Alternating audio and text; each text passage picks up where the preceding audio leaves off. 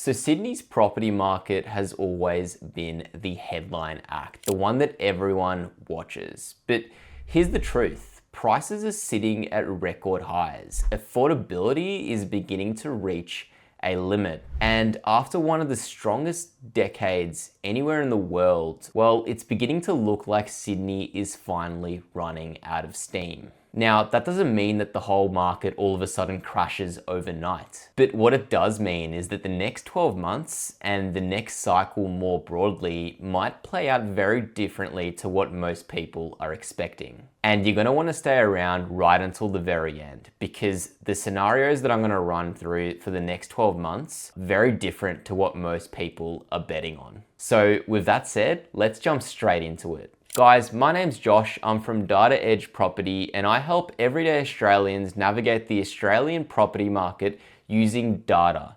Data that's accessible to absolutely everyone. And if you get value out of today's video, make sure you smash that like button. And with that said, let's jump straight into where Sydney's property market sits right now. So looking at the most recent data out from Cotality, Sydney currently sits at a median value of 1.2 million. And if we look at the rate of growth, for the last month, it's grown by 0.8%, the last quarter by 1.7%, and for the last 12 months by 2.1%. Now, if we look at the SQM research asking price data, which is one of the best leading indicators for what's going to happen to house prices anywhere in the country, you can see for the combined city, houses are growing at 9% per annum. So on the surface, Sydney looks like it's climbing, but when you dig deeper, the story changes quite quickly. Because when you zoom in on demand and supply, well, the cracks begin to open up. And let's talk about listings first. So I'll bring up this chart from Cotality, which shows us the change in listings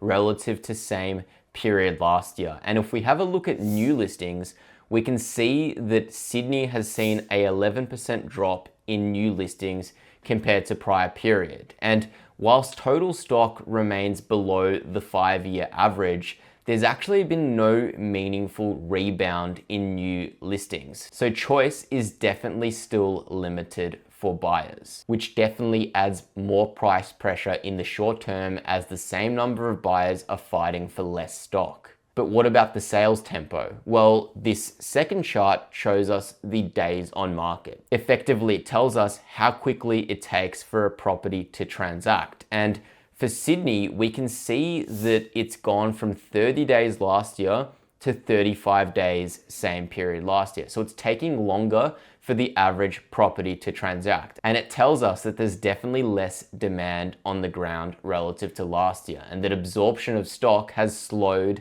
as buyers hit affordability limits. Well, what about sales volumes? Well, this chart shows us that sales volumes are down 4.8% relative to last year, which tells us that there's a thinner buyer pool as opposed to a flood of supply. And this is the exact end of cycle signals that we've seen in Sydney before. Stock beginning to stabilize, slower sales volumes, and sellers having to discount harder in order to sell their properties, which are taking longer to sell in the first place. So with that said, maybe it's rents and yields that are propping up demand. Well, not exactly. Rents are up 6% year on year, but the pace of growth is definitely slowing. More profound though, and you can see from this chart from SQM research, gross rental yields in October are sitting at just 2.7%, which is the lowest anywhere in the country. I mean, from an investment perspective, you need to have significantly strong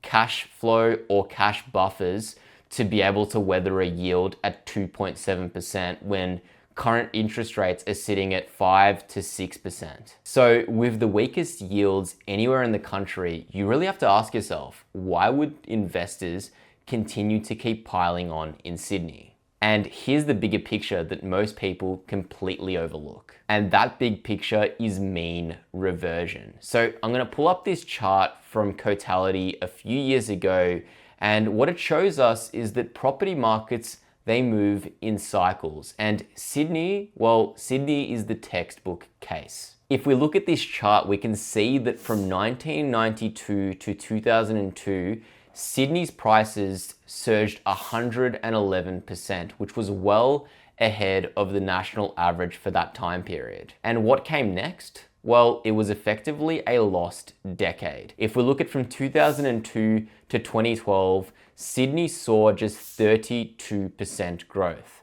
And then again from 2012 to 2022, we saw boom time conditions where we had a near 100% boom over that time period. So history tells us there is no market outperformer forever. And over the last 10 to 15 years, Sydney has already used up that outperformance relative to the long run average. And if we look at history and what's happened before, well, it tells us that the next decade is likely to show underperformance as mean reversion begins to kick in.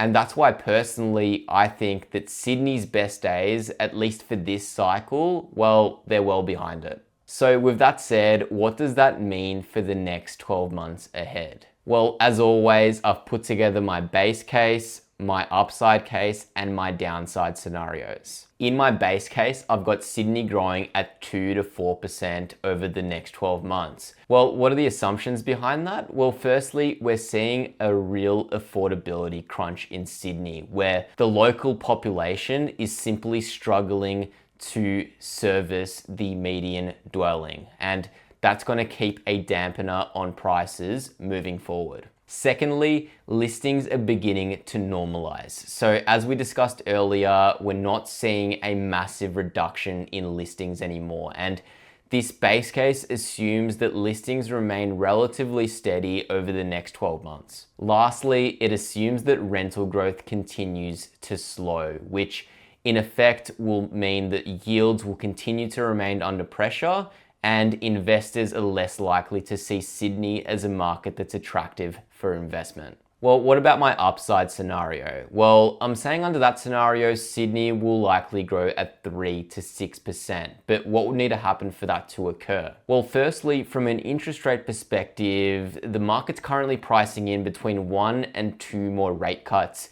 If we get more than that, which the market's not currently anticipating, let's say 3 to 4, well, this upside scenario would be more likely to play out. Secondly, I'd want to see a unusually tight listing scenario. So I'd want to see listings actually continue to materially reduce and for there to be a supply crunch. Thirdly, migration, and that's both interstate, but especially international migration would need to pick up to again prop up prices in those prestige, affluent areas of Sydney, particularly along its north shore. And lastly, the introduction of the 5% government deposit scheme for first home buyers would need to have a larger than expected impact on house prices, not just for the markets that it's targeting, but also that ripple effect into all suburbs at all price points. What about my downside scenario? Well, this assumes either completely flat growth or a reduction in prices by 4%. Now, I don't really see this scenario as particularly likely in playing out, but I'll run you through the assumptions and what I'd want to see for it to play out anyway. Firstly, we'd want to see a spring listing surge. Again, not seeing that in the data at the moment, but if the monthly totality data updates and we see that there's a massive increase in listings, well, this scenario is more likely to play out because buyers will simply have more choice and won't have to pay as much of a premium to get access to a particular property. Secondly, unemployment would need to tick higher from some sort of shock in the macro environment. Lastly, interest rates would need to stay exactly where they are with no more rate cuts from the RBA. Again, that's not what the market's currently expecting, but that's what would need to occur for this scenario to be more likely to play out. But with that said, what do you think? Do you agree with my scenarios for Sydney for 2026, or do you see it playing out differently? Drop your thoughts down below in the comment section. I read every single comment and I'd love to hear your take on this one. And here's the contrast. If you want to see what explosive conditions look right now,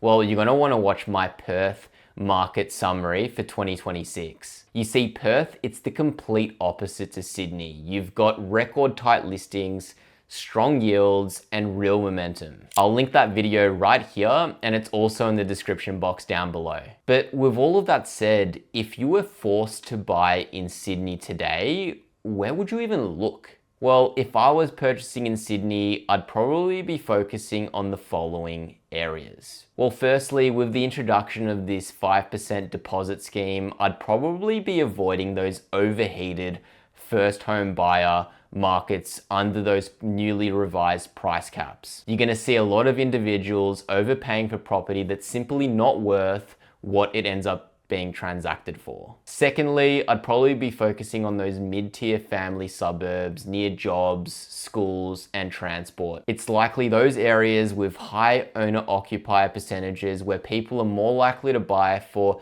emotional rather than data-driven reasons. It's those areas that are likely to be more resilient as conditions get tighter, particularly from an affordability perspective. I'd definitely be cautious about oversupplied apartment towers and new house and land packages out on the fringe estates. And lastly, when the market itself starts to stagnate and stop moving, it's really important to have the ability to manufacture capital growth yourself. So I'd definitely be considering properties that have that potential, that ability to subdivide or to renovate or to add value through developments in the future.